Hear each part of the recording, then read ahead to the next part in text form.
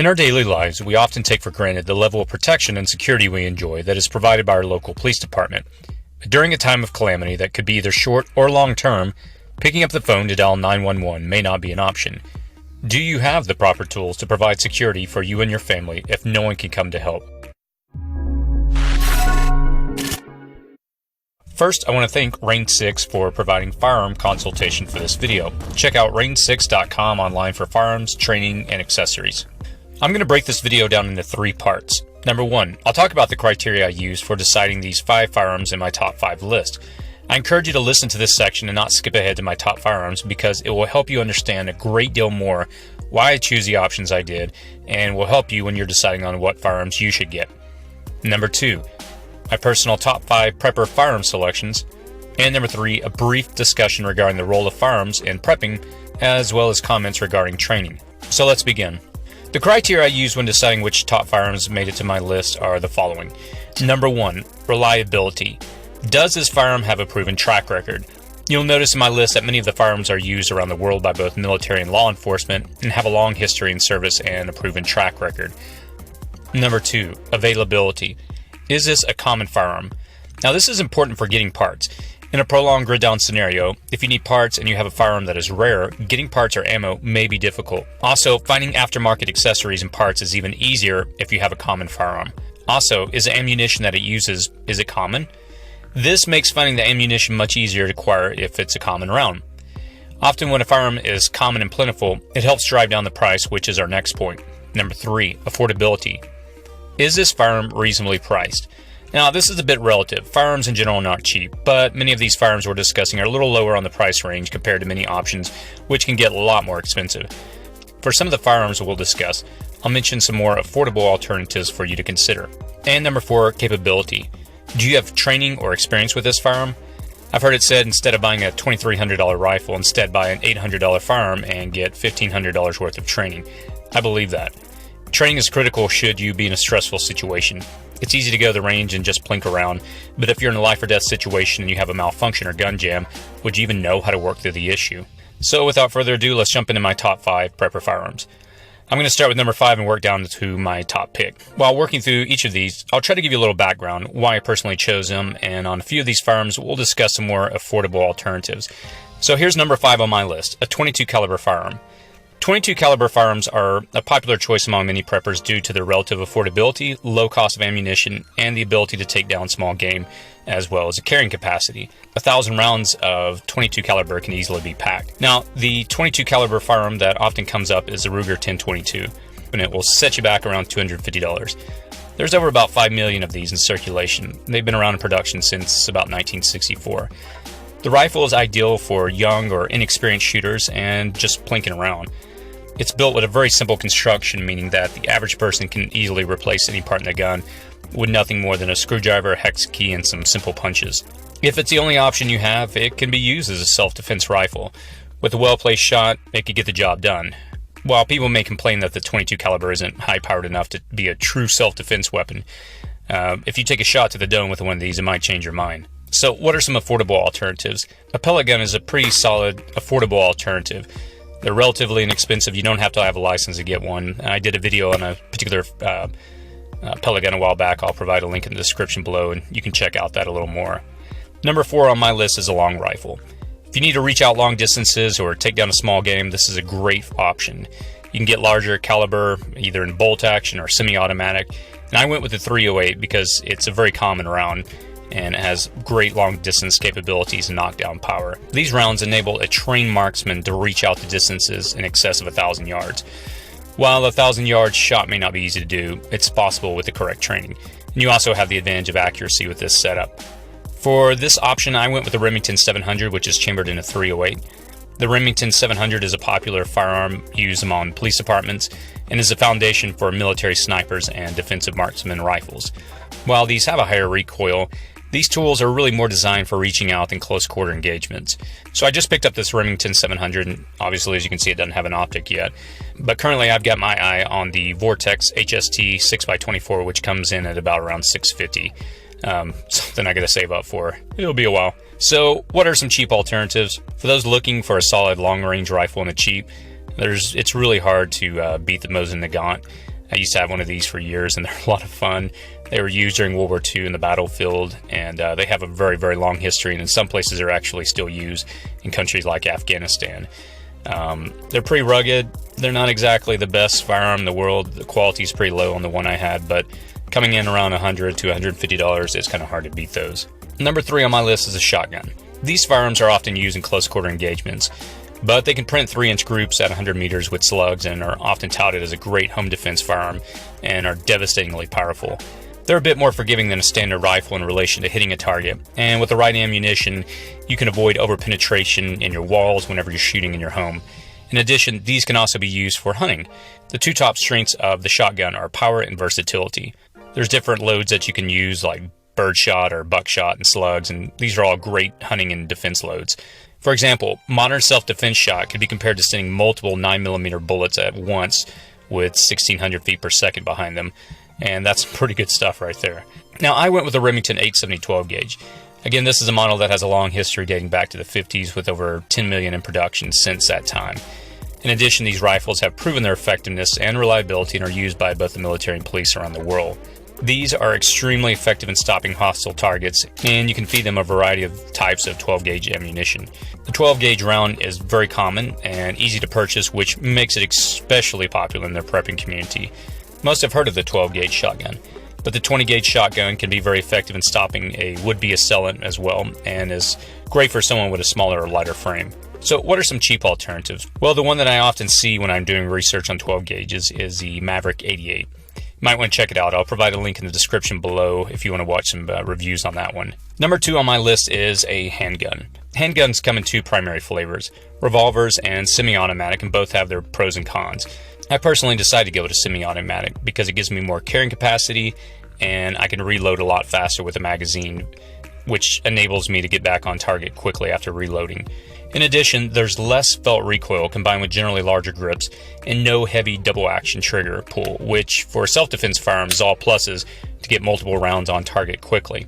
One of the biggest advantages a handgun offers is that it can be carried on your person at all times. It's easy to conceal and easy to maneuver in tight spaces, which is great if you live in an urban environment. Now, before purchasing a handgun, be sure to try out several different models to make sure they all fit correctly in your hand. Many firearm ranges will allow you to rent a handgun, and finding the one that fits correctly for you is important. I personally went with a Glock 19. With its drop-dead simplicity and ability to go bang whenever you pull the trigger makes it a very popular go-to for law enforcement and some militaries. It requires little training to become proficient with this pistol, and it has the advantage of being very popular, making it easy to get parts and accessories. Due to its popularity and being so common, gun shops typically have to compete with each other, driving down the prices on these firearms.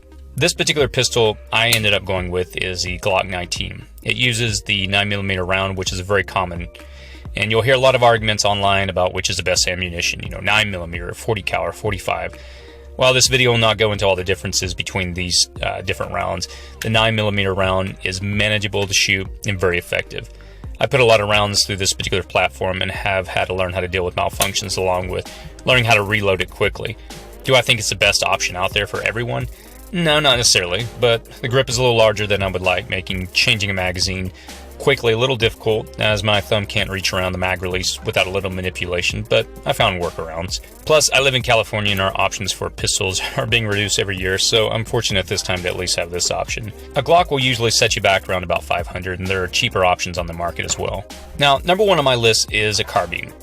An AR-15 or M4 chambered in either the 223 or NATO 5.56 is one of America's most common and powerful semi-automatic rifles. They serve a variety of purposes for preppers, including self-defense and hunting, and they're extremely accurate up to about 300 meters, which is farther than you can even ID a target, unless it was obviously shooting at you. You can also reach out to 500 meters with a little training and 3x magnification. These firearms are easy to learn how to operate and have very minimum recoil, making it easy to stay on target, firing multiple rounds, allowing faster follow-up shots with user fatigue being reduced. Now, the M16 is a military version of this rifle, and they've been issued to U.S. soldiers since Vietnam, and they've evolved over the years to a very refined and accurate platform. The advantage of a carbine is that you can put a lot of rounds down range very quickly, and reloading can be done very quickly as well with the right training. They're quite the force multiplier. Like the Glock 19 mentioned above, the AR-15 is a common firearm in the United States, and as a result, it's easy to get parts, accessories, and ammunitions. In a situation where gun parts may become limited or scarce, it's very likely you'll be able to find gun parts for AR-15 platform, which to me is a huge bonus. Also, finding good training on this platform is easy with thousands of experienced veterans returning home and opening firearm training companies. The prices on these can range as low as the mid-500s up to several thousands of dollars. A solid entry-level AR-15 is the Smith & Wesson MP-15 Sport, which will set you back about $750. Now, a very popular alternative is of course the AK-47. This option is extremely popular with preppers because they're renowned for their reliability even when neglected.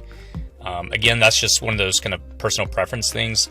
All my training has been on the AR-15, and that's where I've put a lot of time in, spending a lot of time at the range with these things. But AK-47s, if you know what you're doing, they're pretty amazing weapons. So definitely look at that option if you're interested. Now, in my search for some cheap alternative, the High Point 4095 carbine, which is a semi-automatic 40 cal, that one came up a lot. I saw a lot of those online. I'll provide a link in the description below if you want to look at some of those options. But again, remember, cheaper is not always better. So here are some additional thoughts. Firearms should not take top priority in your preps. I mean, the reality is they're just a tool like any other thing that you need to buy whenever you're beginning to get into prepping. A lot of times I see this in the prepper community, and there's almost an obsession at times with firearms and prioritizing them over things like food and water and medical supplies. You can begin to spend unbelievable amounts of money on firearms and ammunition. There are many other things when it comes to firearms that you need to prioritize. Start with getting 1 or 2 firearms and then focus on things like food, water, medical gear. And once you have all these other priorities in place, swing back later when you have more money and build up an armory. And I cannot stress this enough, but get training. I've done training and it makes all the difference. And I'll provide a link in the description below to our sponsor, Range 6, which offers firearm training. If you're in the Salt Lake City area, check them out. Be sure to tell them City Prepping sent you. If you're not able to afford training from a professional, which again I highly recommend, there are other alternatives. One of my favorite training videos I review periodically is the Magpul Dynamics Art of the Tactical Carbine.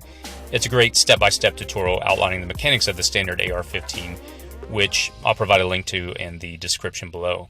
I hope this video gave you some things to consider whenever you're looking at different firearms that are on the market. There's a lot of them out there, and again, these ones that I've listed are all run through the filter of the things that we talked about at the beginning of the video. But again, go out there, try them out, see what works for you, and hopefully you'll find the right one. So, as always, be safe out there.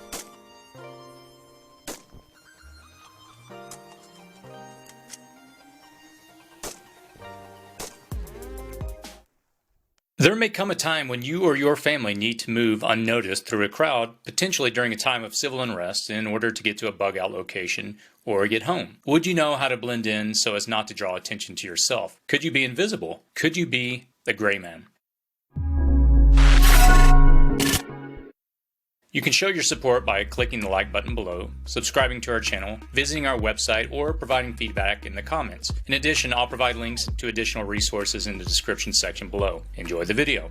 What is a gray man? The concept of the gray man can be boiled down to this: being able to blend in and not standing out. It's a way to fade into the background of whatever environment you're in, such that you do not elicit a response from those around you. It's being so bland that no one even remembers having seen you. In the context of prepping, the gray man concept is very useful in situations where you have to be mobile while staying undetected. By doing so, you become less of a target for those looking to take advantage of someone. So to begin with, why is being a gray man important? After a major catastrophic event, if there's a prolonged grid down scenario in your area, eventually people will become desperate. If you stand out as someone that has something of value, you will become a target. In this video, we'll discuss the wider applications in the context of a post-SHTF scenario, and we'll discuss the 3 rules to become a gray man.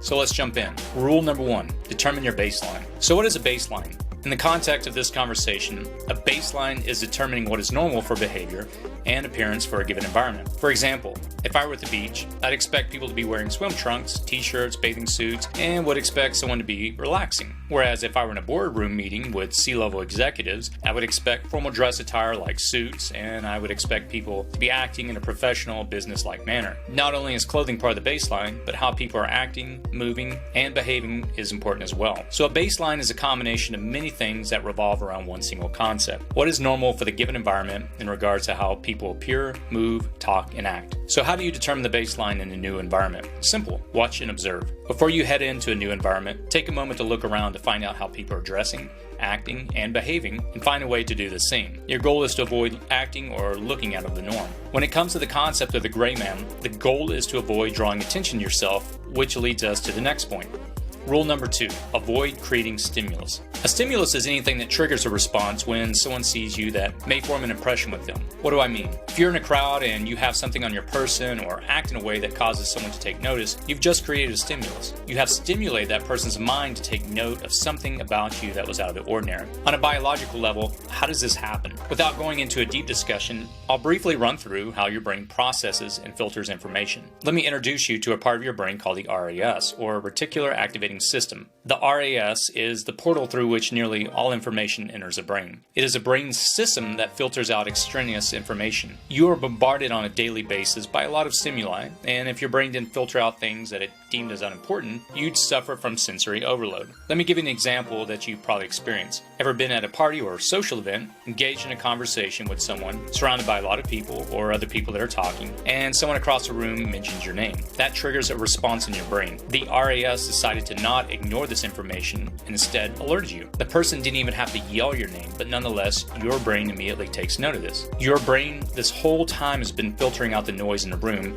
but prompted you to something that is important. In the context of this discussion regarding prepping, think about what you're wearing or doing that could be perceived as out of the norm that could trigger someone's attention. Going back to our discussion regarding the baseline, we don't want anything about our appearance such that someone looking at a crowd would notice something that stands out on our person. The moment we have created a stimuli in someone's mind, their attention is now on us. During a time of civil unrest, you don't want to draw attention to yourself. If you're trying to move through a crowd or in a neighborhood, you need to look normal, like you belong there. So how do we avoid creating stimulus? How do we match the baseline? Rule number 3. Blend in. Now that we have established a foundation regarding the baseline and how stimulus is created, let's chat about 4 things you have control over to help you blend in and become a gray man. Number 1, how you dress. To begin with, you want to wear clothing that is normal for your baseline. What are the people around you wearing? What is normal? In some parts of the country, wearing camouflage in public would be considered normal, whereas in other parts of the country, you're going to stick out like a turd in a punch bowl. Consider logos on your clothing. Wearing a shirt with a logo will probably trigger stimulus in someone's mind, whereas wearing a simple t-shirt with a muted color and no logos or markings probably wouldn't trigger anyone's attention.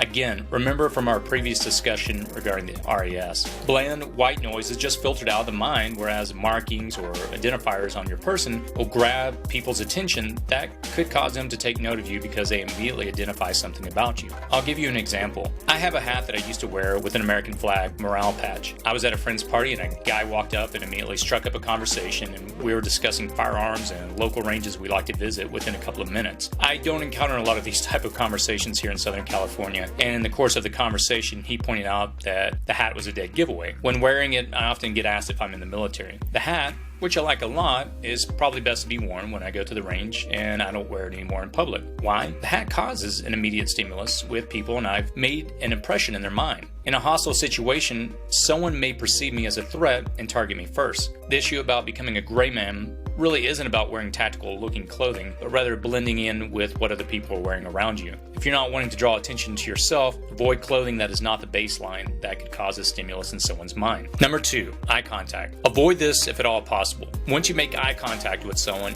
you will instantly trigger a stimulus in that person's mind. You ever been to the mall and walked by a kiosk where someone is trying to sell something? What are they trying to do? They're trying to get your attention to come buy their product. The moment you make eye contact, they will try to draw you in. When walking by, I tend to keep my eyes focused forward so that this connection is not made. In a grid down scenario, having eye contact gives someone a reason to engage with you. In addition to eye contact, avoid getting into conversations when possible. This is a worst case, as a conversation will form a lot of impressions in someone's mind about you. Number 3, demeanor. Do not appear threatening. Even though you may be carrying a concealed weapon, the last thing you would want is to draw someone into an engagement, and by having a casual, calm look, you lessen your chance that someone may notice you. When observing your surroundings, be casual about it.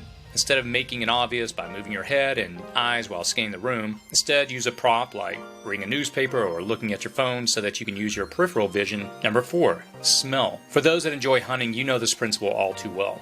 If you're upwind and have a strong smell, the animals will pick up on this and leave. You've created a stimulus that triggers that animal that there's a threat. Something isn't quite right. In the context of our conversation, a smell can make an impression that someone will take note of you. So, what are the applications of the gray man in a pre-SHTF scenario? As I've pointed out in many of my videos, the less information you give your neighbors in regards to your preps, the better. Whether you're dressed with clothing that screams tactical or you share your political views with neighbors, they begin to obviously gather information about what you share, and you are making an impression. Being a gray man with your neighbors doesn't necessarily mean they never notice you, but rather don't provide stimulus that tips them off that you are probably someone with preps. If things go sideways or there's catastrophe in your area, they'll remember you're the guy with the tactical looking clothing, loads guns into his car to go to the range, and has the NRA sticker on his cars. You're the guy that might have the gear and supplies they need for survival. I purposefully don't have any stickers on my cars for this very reason. I don't want to trigger a stimulus in someone's mind. I just want to be another neighbor. Remember what they say about first impressions? People will always remember that first impression. In our case, we don't want to make any impressions, we just want to blend into the white noise in the background. Just because you're trying to blend in and look like you're not a threat, this doesn't mean that you do not have the tools and skills necessary to defend yourself or your family if it comes down to it. You just look like it. Keep sharp. While you may look like you're lost in your thoughts, internally, you are analyzing what is going on around you, and you're on point in your mind. While you may be forgettable, you are not to be trifled with. You are the gray man. Thanks for watching this video, and as always, be safe out there.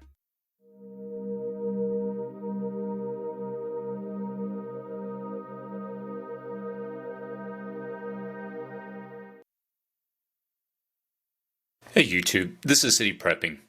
If things go sideways in a really bad way, and I'm talking about the kind of bad that a region or country doesn't quickly or ever bounce back from, more than likely you and your family will die if you're not prepared. Are you prepared enough to ensure your family can weather a major catastrophe?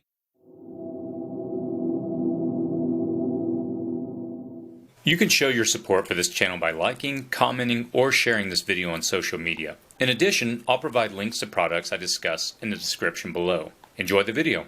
I tend to try and be as optimistic as I can when I consider possibilities involving an SHTF scenario. I consider myself to be a practical, pragmatic prepper of sorts, and I tend to focus on the most probable disaster scenarios that I'll probably face in my area, like fires or earthquakes. I'd like to believe that most catastrophic problems in my region can be resolved within 2 to 4 weeks, assuming help comes. But I know as a prepper, it'd be foolish to not consider the possibility that things may not bounce back or help may never arrive. If this were to happen, would I be ready to take care of myself and my family? Many experts predict that if the power grid were to go down in the United States, by the end of the first month, 1/2 of all Americans would die. Can you live 30 days without power, water, or food being available to you? In this video, we'll discuss the 10 most common ways people will die in the first month if there were an extended catastrophe. While this topic could be perceived as discouraging, the good news is we'll present solutions to ensure you and your family will be prepared to face those challenges. So let's jump into this discussion. Number 1, the lack of water or even safe water to drink. I put this intentionally first, as you can only live 3 days without water. The biggest killer at the beginning of a catastrophe will be people dying from either a lack of water or the inability to gain access to sanitary water. If you've ever watched the news after a major catastrophe hits an area, you'll see that lethal diseases will quickly run rampant through individuals that have been displaced. The lack of sanitary water leads to diarrhea and other problems that can quickly kill people due to pathogens contaminating the water supply due to unsanitary conditions. How do you protect against this? Having gravity-fed water filtration or other water filtration systems that do not require power to operate will allow you to make your water safe. In my family's bug-out bags, I have a few different water filters: a Sawyer water filter, a Life Straw, and a Pure Sip personal water filter. While these small filters are good for handling bacteria, they're not really equipped to handle contaminants in water. In our home, we have a Berkey water filter as well, which we use on a daily basis. These filters can make contaminated water safe to drink. If you do not have water stored and a way to filter water, you need to focus on this first. In addition, have bleach or pool shock to kill viruses if your filter doesn't filter at this level. Number 2, starving to death. The average person can only last 21 days without food. Most Americans have only enough food for a few days, as they're used to visiting the grocery store every few days. If a catastrophe prevents food deliveries to your local grocery store, which typically carries enough supplies for 3 days, then what? Malnutrition, food poisoning, and starvation will wipe out a large percentage of individuals in the first 30 days. This problem can be easily remedied by building a short-term food plan.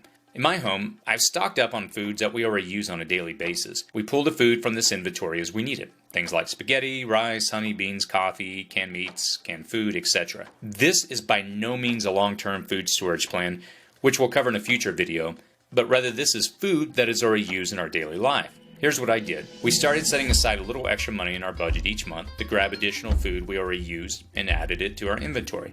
When we pull the food from our extra inventory supply, we have a clipboard in our storage area where we write down what was taken, and on our next trip we simply replace that food. Remember, begin stocking staple foods that are easy to store and prepare and have a balance of fat, carbs, and proteins.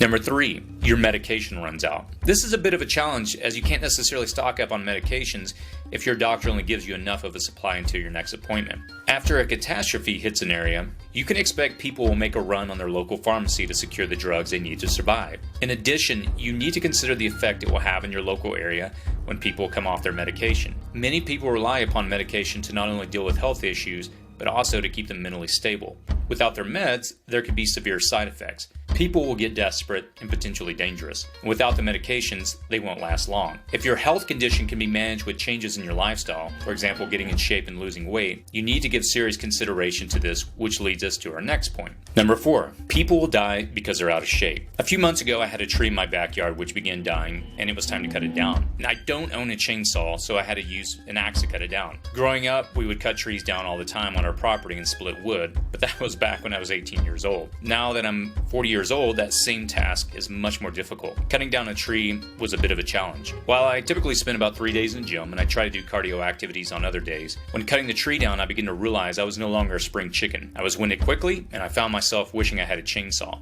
I got sloppy as well due to getting tired and nearly injuring myself when I tried to cut on the tree at an angle and nearly caused the axe blade to bounce into my leg, which I'll talk about in the next point. But the fact that I've been keeping myself in decent shape made the job possible. In a grid down situation where things are not bouncing back, you'll probably be required to perform physical activities to survive. Please don't underestimate this point as something you can put off. You have the opportunity to get your body in shape. Also consider things like how much extra weight you are currently carrying on your body. Being obese can be a huge liability in a grid down situation. With a modification to your diet, getting off your behind and doing a little moving on a daily basis, you can steer yourself in the right direction. There may come a time when my family relies upon me to do physical labor in order to survive, and I don't want to be unable to do it because I've simply allowed my body to atrophy. Number 5, individuals will die due to trauma, small injuries, or simply getting sick. As I mentioned earlier while chopping down the tree, I nearly had the axe blade slam into my leg. While it's easy to laugh this off as someone not being safe, think about how many people will get injured performing a lot of physical activities that carry the risk of injury. Not only will major trauma potentially injure individuals, but think about how many minor injuries can lead to a severe infection. If you've ever had a small cut that has turned into an infection that needed attention, you could simply visit your physician to get the proper medications to treat the problem. Now, imagine individuals getting small cuts and nicks that they neglected, only having it turn out to be something worse and no one can get help. Not only do injuries carry a large risk of death, but getting sick can as well. So what can you do? Begin gaining medical knowledge and the proper medical supplies now. At a minimum, have a book in your inventory like the Survival Medicine Handbook, which I'll also include in the description below. Number 6, a lack of sanitation. In the previous point, I pointed out that individuals getting sick can result in death without medical attention. If things go bad in your area, proper sanitation will be critical. Have you considered how you will dispose of the waste your family produces? And by waste, I'm referring to your urine and excrement in addition to leftover food or dirty dishes or other rubbish. We're so used to simply flushing our toilets and taking the trash out to the curb and the problem's gone. But what happens when the sewage stops working and the trash man doesn't come to pick up your trash? Then what? A lack of sanitation can lead to illness, which can spread through your home and kill your family. I would encourage you to begin researching options to dispose of your waste. Essential things like washing your hands thoroughly will be more important than ever. Have a decent supply of hand sanitizer. This will also be very helpful. Not only can getting sick be a problem in your family, but consider the damage it can do to morale having sick family members or being sick yourself. Number 7. Many people envision the looters they'll have to face to be gangs or some type of people displaced coming to take their supplies. While marauders like this could be potentially a big threat, the reality is you may have neighbors or other family members which can turn on you if you've prepared and they haven't. Now, when I first got serious about prepping, I thought sharing my excitement about prepping with friends and family would excite them to get serious about prepping as well. It pretty much had the opposite effect. They looked at me strangely, and later they brought up that if things were to go bad, they'd come to my house immediately to seek help. Remember earlier we mentioned that only about 1% of Americans are quote-unquote preppers. Well, what do you think the other 99% of Americans are going to do when they can't find food or water? Thinking about this does concern me greatly because I never want to harm someone if they were hungry or coming for my stuff, especially if they were someone I knew and loved. And by coming for my stuff, I don't mean just asking or pleading. When people get desperate, they will do anything it takes to survive. If you only have enough supplies to keep your family alive, what will you do if that neighbor that has it prepared goes past demanding help and decides that they will take from you even if they have to hurt you or your family? So what are we to do here? If gangs or looters are bent on hurting you for what you have, then the answer is kind of obvious. But what are we to do regarding friends or family? This is a moral dilemma that goes in my head a lot, and I see it often discussed in the prepping community as well. If you want to open your supplies to help others, remember you are lessening the probability your family will live that much longer and the probability those people will come back to keep asking for more and more help. In my mind, there's only 3 answers which I'll discuss quickly. And please, by all means, if you have another view on this or better ideas, please share in the comments section below. Number 1, keep your mouth shut. The less information you provide to others about what you have, the better. Number 2, help others now and educate them. While this may seem to be the exact opposite piece of advice I just gave you in point 1, you don't have to disclose all your preps and show off everything you have to them. Just help educate them that they should prepare. Remember, the less desperate they are, the less of a threat they are to you, and the more they can help you. Number 3, arm yourself. If it comes down to it, you may be forced to protect your family. While I have no desire to harm anyone, if it comes down to me and my family and a person bent on hurting us, I'll do whatever it takes. And on a side note, I don't advocate violence on this channel, and I greatly value human life. Remember, if you harm or kill someone, you will ultimately be held accountable for your actions. But when the social niceties that we enjoy in our society go out the window when people get desperate and they pose a threat to me or my family, I won't hesitate for a moment to do whatever it takes to stop them. Number 8, you aren't prepared for reality. So your plan is if things hit the fan, you're going to grab that awesome bug out bag and you're going to run to the mountains and live off the land. In your mind, you dream of picking berries, drinking from streams, trapping rabbits, or hunting deer. You'll live in a tent with your family and survive in that national forest near you. Okay, so I don't have time in this video to break this entire fantasy down, but good luck with that. The reality is that all that cool gear that you bought, the 500 rounds of ammo you're storing up, the seeds you purchase online to build a big crop that you've never even planted, those things aren't going to save you. If you've got a family, think you can just run into the mountains and live off the land indefinitely? If you're not practicing this lifestyle now, you're probably not going to suddenly transition overnight to this and suddenly thrive or even survive. So what am I saying here? Live in reality on this issue. The fantasy of becoming some amazing survivalist with several family members in tow isn't going to last very long. I live in a suburban environment, and I know beyond a shadow of a doubt that my suburban home will not support my family long term. I know we can definitely survive for at least 30 days, maybe even 60, if we're able to bug in and don't have any major conflicts, as I mentioned in the previous point. So what can you do? My biggest piece of advice at this point is network. Build relationships with other like-minded preppers and people that are preparing like you. I've been fortunate to find a solid network in my area. In the past, I've used the website meetup.com to find a local prepper group in my area. You'll definitely meet some oddballs, but overall, I've been able to meet some really solid people. While it's beyond the scope of this video, the lone wolf mentality will only get you so far. Live in reality and take an honest assessment of what you and your family can do, and do yourself a favor and connect with other preppers that can help you where you are deficient. Number 9, you'll freeze to death. I'm fortunate to live in the part of the United States that doesn't get terribly cold during the winter, but in many parts of the United States, temperatures can drop to very dangerous levels that can kill. So what will you do?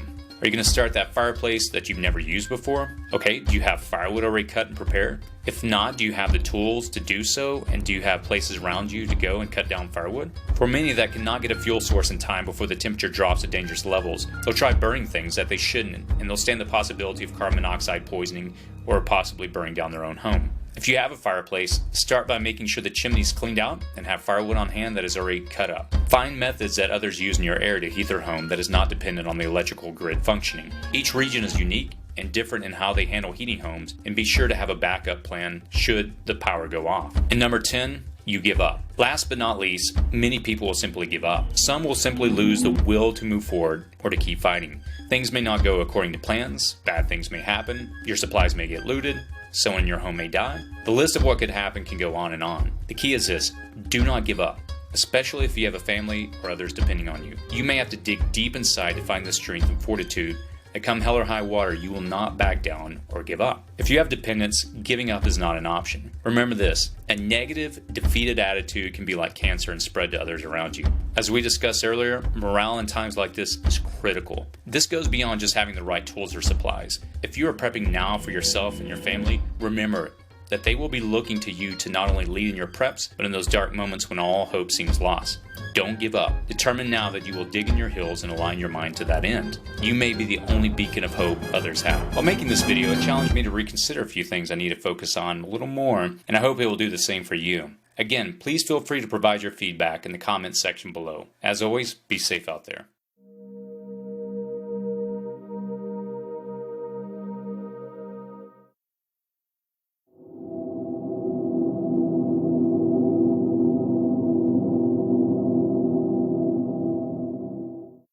Hey YouTube, this is City Prepping, and in this video I want to talk about what is probably the most important and most critical prep that you can start with if you get into emergency preparedness and prepping.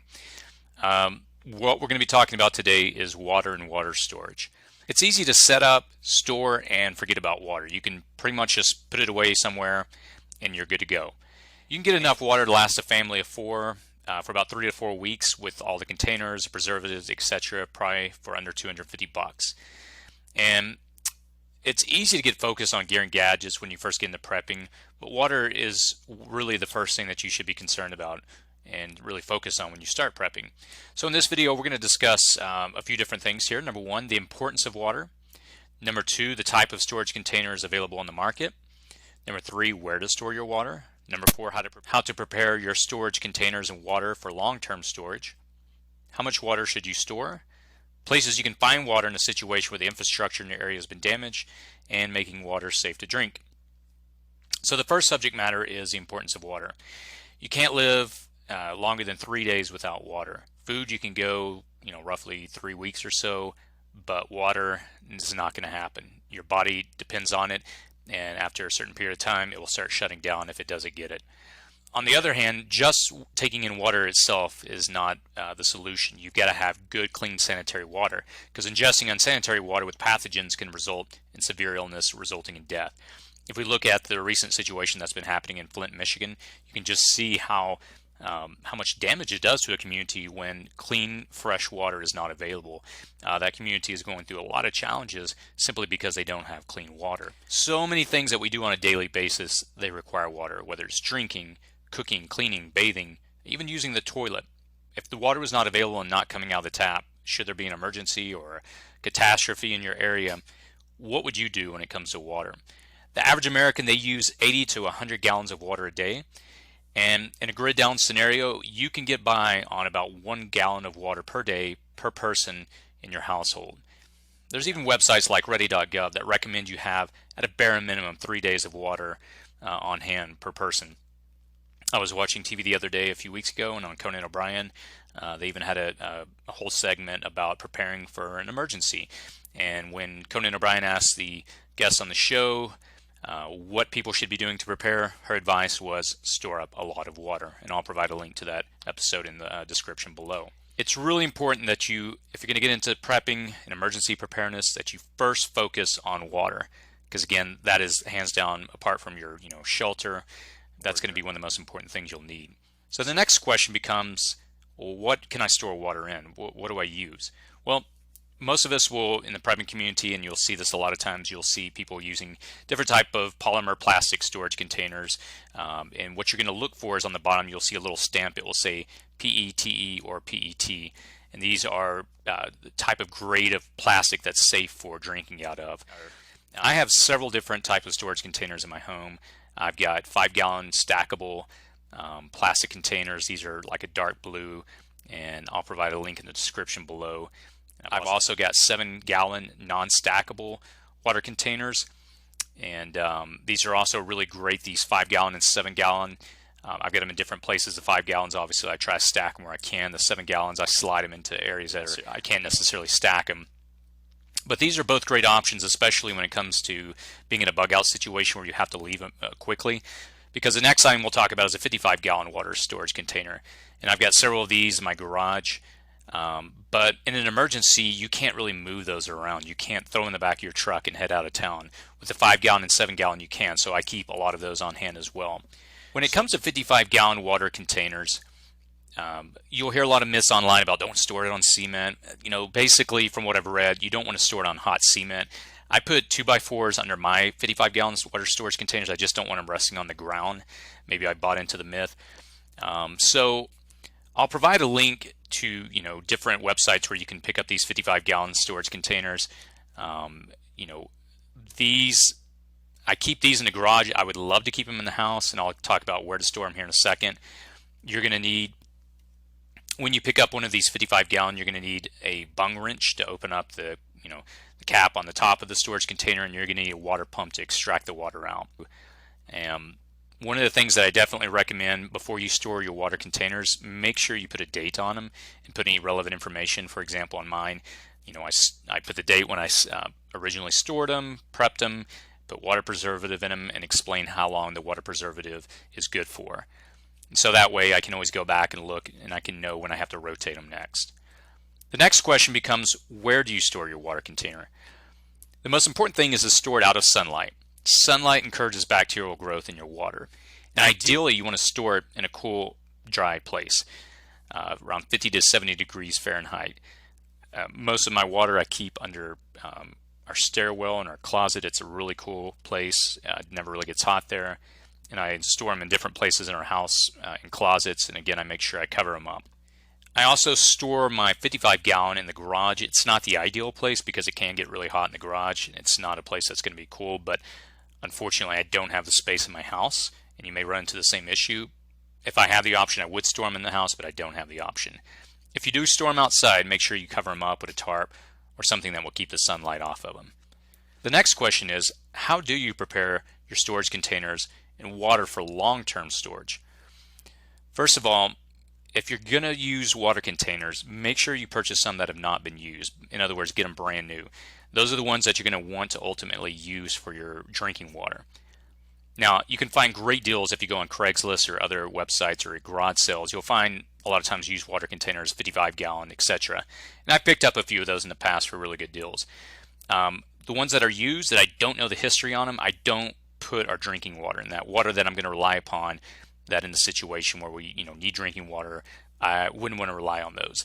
I use those for, in the event of emergency, you're going to need water for, again, basic sanitation, things like washing your hands, taking a bath, flushing your toilet, maybe even doing the dishes. But those are things that I don't want to actually take in and drink. I have two 55-gallon water drums that, again, I picked up at a garage sale, and I got a great deal on them. And again, I just use those for basic sanitation needs. And in both of those, I've added about a 1/4 cup of unscented bleach into those. So before you use even water containers that are brand new, you're going to want to make sure you sterilize them by throwing in some bleach and water on the inside and swishing it around really good and making sure all the surfaces get contact. Again, just a basic combination of unscented bleach and water. The one thing that I've done in all the water that I'm going to use for drinking is I've added water preservative. I'll provide a link in the description below. A lot of times people say, hey, if the water comes out of the tap, it's already treated with chlorine, so you'll be safe. I just use to add water preservative into all my water containers. It's not that expensive. You can pick up water preservative on Amazon for less than $10 and it'll treat up to 55 gallons of water. So that's just what I choose to use. Again, I think it's kind of a cheap insurance policy than rather assuming that the chlorine that's in the water in our tap will take care of it and keep the water preserved for a long period of time. So whenever you're done filling these containers up, after you've cleaned them out really well, you want to cap them off so no contaminants or air get inside. And again, I'll provide a link in the description below to the CDC website where they talk about prepping water containers. It has a lot of great information there. The next question that often comes up is how much water should you store? What I always encourage people to do is just at least at a bare minimum have a 3-day water supply in your house for everybody. So I always encourage people at a bare minimum you need at least a 3-day water supply on hand. And that's 3 days of water for each person. So if there's 4 people in your house for 3 days, that's 12 gallons. So you want to start there and then work up. At this point in the game, I'm up to about a month. Over the next year, I'm going to try to build that up to 2 or 3 months. I'm going to continue adding on different options. Starting out with 3 days can literally be done under $10. You can go to the grocery store and pick up the plastic, little like 2.5 gallon water containers for I think about $1.50. Put that somewhere in a cool, dry place, and that's the first starting point right there. And again, they're in an emergency situation, those are easy to move around. And they also can be used on a daily basis. You may go to a picnic or something and they're great to have. So think practically, think of something that you can use. Once you start in the 3 days, then work up to 2 weeks and then a month and go from there. Places you can find water in a situation where the infrastructure in your area has been damaged. If, again, some type of catastrophe happens in your area, you can get water from the back of your toilet in the tank. That's assuming that you haven't put any kind of cleaner or anything like that in it. So that's it's safe. I personally would probably boil it, but it's safe to drink. Hot water heater in your garage. Most people don't think about this, but it holds roughly 50 gallons. And a lot of times there's a little just valve at the bottom you can open up and get the water out of. Pipes in the house. I live in a 2-story house, so whenever we drain the water, obviously the pipes upstairs, they go first, then you turn the ones downstairs and they empty out. And you can even get the water will store at the very, very bottom of the pipe. So there's ways you can extract and get those out, the water out of the pipes. Having a rain catchment system is something I currently don't have, but I plan on building down the road. And that's a really good option. And one that's a lot of times people bring up is a pool. Sometimes people may argue, well, I have a pool, so do I really need to store water? Yeah, you do. You're assuming that water in an emergency doesn't get contaminated. What if there's radiation fallout? What if, you can go down the list of what ifs. It's sitting out in the open. It can easily get contaminated. So a pool would be my last of last options. If I had no other option, even then I'm going to have to really boil it, treat it, probably filter it, and let's talk about that point next. The next point is, how do you make water safe to drink? We'll talk about boiling, treating, and filtering. The first one is boiling.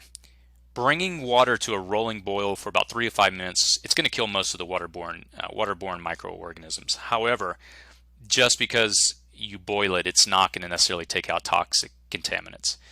Also remember that whenever you boil, that means you have to use fuel. Fuel is valuable in a time of an emergency. Fuel, if you don't have it on hand, by fuel I mean whether it's propane or you've collected wood to burn.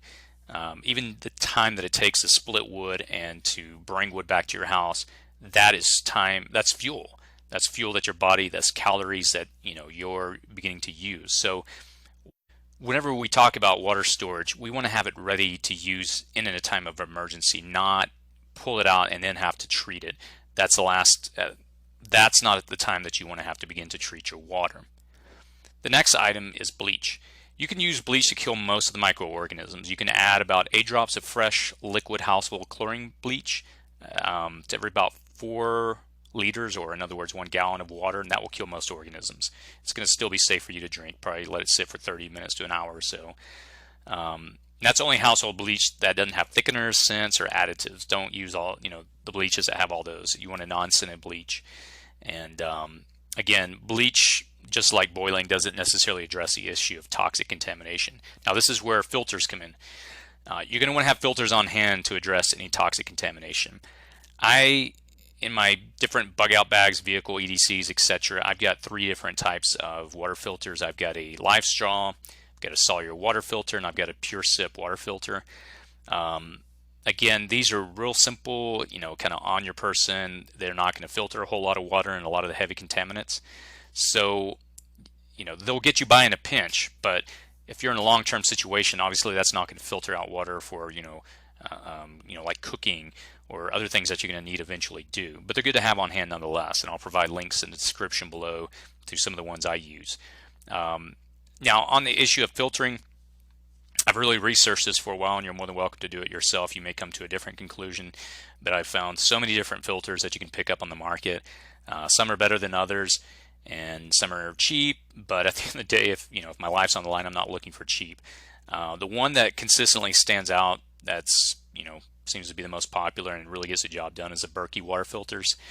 They're expensive as all get out, but the beauty of something like that is you can use them in everyday life. It's not just you have to pull it out of the closet, pay $100 for a filter, and then never use it, or maybe use it once in 10 years. I just like the fact that I can actually, when I think about prepping, I can use things in a practical everyday context, and a Berkey water filter is awesome for that. And apart from all the things that it can do to clean your water up just for your family, it's my recommendation, and it's what we use in our home. And again, I'll provide a link in the description below.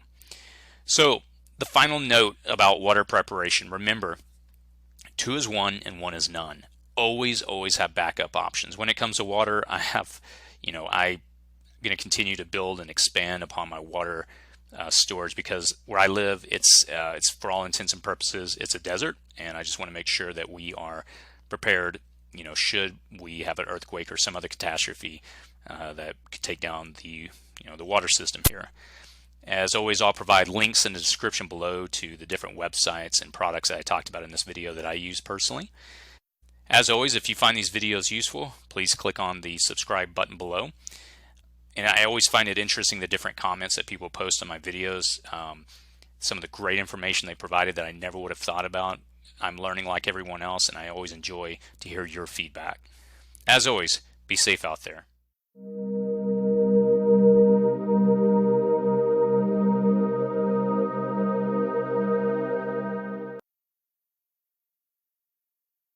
If a major catastrophe hits your area, your local grocery store will have about 3 days worth of food on hand before their inventory is depleted. Would you have enough food in your home to make sure you and your family could eat if help doesn't arrive right away? You can show your support for this channel by clicking the like button, sharing on social media, providing feedback in the comments section, and don't forget, as a subscriber, to click the bell icon below to get updates. Enjoy the video. FEMA recommends at a minimum a 3-day food supply to support you and your family after a major catastrophe. But the reality is that after a major disaster, it could take much longer before food and water supplies make it to the general population. In this video, we'll discuss simple items that you're probably already using on a daily basis that you could begin to stock up on now. The great thing about these items we're discussing is that they're items that you use anyway, and by purchasing extra, they'll get used eventually, so you're not getting items that are going to go to waste. The long-term goal is to have food storage well beyond 2 weeks, but by having at least 2 weeks of food stored up, you're probably ahead of 95% of the population. So I'll be breaking this video down into 3 parts. Number 1, why I recommend these items. Number 2, the items I recommend for your 2-week pantry. And number 3, additional considerations in going beyond just 2 weeks. So let's jump in. So first, why do I recommend these items? Well, here's why I choose these items for my pantry. They had to be easy to cook. They need to be easy to store for a decent amount of time without refrigeration. I want items that are already part of our daily meals. I like food items that require little electricity or fuel to prepare. And they need to provide ample nutrition and contain little salt. Many times when people start out in prepping, the thought of long-term food storage can be intimidating. But if you're new to prepping, or even if you've been prepping for a while, this list will help you get kick-started toward a long-term food storage plan. And consider this list as a bare minimum starting point. In later videos, we'll get into discussing long-term food approaches, but this is just a good way to get started. So here's the items in my list. Obviously, change it in relation to the size of your family. For example, I have a family of 4. We have 2 adults and 2 children who are 8 and 6. So I'm coming to these amounts based on what we typically eat on a daily basis. So here are the items in my list in no specific order. Number 1, rice. Typically you'll have the option of either brown or white rice. Either one will work fine. I prefer brown for its nutritional value, and I would recommend probably around 20 pounds. The second item in my list is beans. There's a whole lot of options based on your taste. We personally stock up on canned black beans, which we use anyway in our daily routine. I'd recommend about 20 pounds of dried beans if you're going to go to the dried beans route of something like pinto beans. Now, rice is rich in starch, and it's an excellent source of energy, while beans are rich in protein and contain other minerals. Now, these 2 items are staple foods around the world. Obviously, combined together, they're a great source of amino acids, and it's no wonder that many people use these for their part of their staple diet around the world. So these probably would be the first 2 that I would add to my list. Number 3 is canned meat. I went with chicken on this one. We're not a big fan of Spam or tuna in our house. And so, hey, you know, at the end of the day, everything tastes like chicken, right? So you can't go wrong with this. Again, start with about 20 cans of this. Number 4 on my list is canned fruit.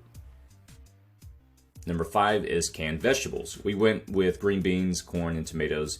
And again, I'd recommend probably around just 20 cans or so of these. Number 6 on my list is soup. Again, I'm just kind of throwing 20 cans out. Usually for most of these items, it's just kind of an easy number. And soup's great because it's something that you can cook up really quickly with little to no preparation. Number 7 is powdered milk. Milk can serve a lot of purposes. Mix it in with your oatmeal or add it to your coffee. It's nutritious and it's just a great comfort food all around. Number 8 is cereal. Combine this with powdered milk and again, you've got an easy breakfast. Number 9 is oatmeal. You can throw in some fruits, peanut butter, or powdered milk and you've got a solid breakfast. About 5 pounds of this should work. Number 10 is peanut butter. You can get a couple of large jars and you'll be set. Peanut butter is a really popular option in the prepper community as it's got, you know, high protein and it's packed with calories and it's something that will help you kind of keep hunger at bay whenever after you eat it. Number 11 is pancake mix. I keep about 10 pounds of this in storage. You can toss some jam or syrup on this and you've got a great meal. Number 12, honey, jam, or syrup. These are all great sweeteners for various food items we mentioned on this list. I keep a couple of jars of jams in storage along with about 10 pounds of honey and a couple of, you know, different syrup options. So just great kind of comfort food, so to speak. When things get bad, it's not a bad idea to have something around that's sweet. It's just, you know, kind of a psychological boost. Number 13, pasta. This is, again, something I keep around 20 pounds of in my storage. Again, there's a lot of different options. We always go with whole grain. Number 14, spaghetti sauce. This is something we keep around about 10 jars of in storage. You can pop, you know, throw some pasta and spaghetti together and you've got a great meal. Number 15 is salt. In addition to using it to enhance the flavor of your food, this is a necessary mineral that your body needs to operate. So can't have enough of that. And obviously it's cheap. Number 16, oil. We keep olive oil and a few other options in our storage. Oil serves many purposes in cooking, and the great thing about it is that it helps to satiate hunger. Number 17, coffee and or tea. I know for me personally, if anything were to happen and I didn't have my coffee, yeah, I'd probably be in a world of hurt. Number 18, spices and condiments. These options, things like, you know, Tabasco sauce, oregano, salsa, pepper, other options, these just help add variety to your diet and just prevent, you know, fatigue of having to eat certain foods over and over. It's always nice, you know, spices kind of add a little variety and help mix things up some. Number 19, nuts. And this is an easy comfort food you can quickly grab. Again, you know, source of protein, source of fat. Number 20, packaged meals, something like a macaroni and cheese. We added these to our inventory for our kids. Again, just some easy comfort foods we know they'll like, easy to cook and prepare. And here's an additional bonus item for your food storage, having a garden. Now, while this isn't a food storage item, obviously, it's great to have a backup option, you know, something that, number one, you have fresh food and something that can be replenished. I've done a few videos, or rather I did a video on this a few weeks ago, and I'll provide a link in the description below of how I started getting into raised bed gardening. I have no experience with gardening, and surprisingly, it's not that hard, and I'm already beginning to, you know, see a crop coming in. As I begin to plant different seeds over the last couple of months. So, encourage you to check that out. Also, here's some additional considerations. Before you start just, you know, going out and grabbing a bunch of things and adding it to your inventory, number one, make sure you have enough water stored up.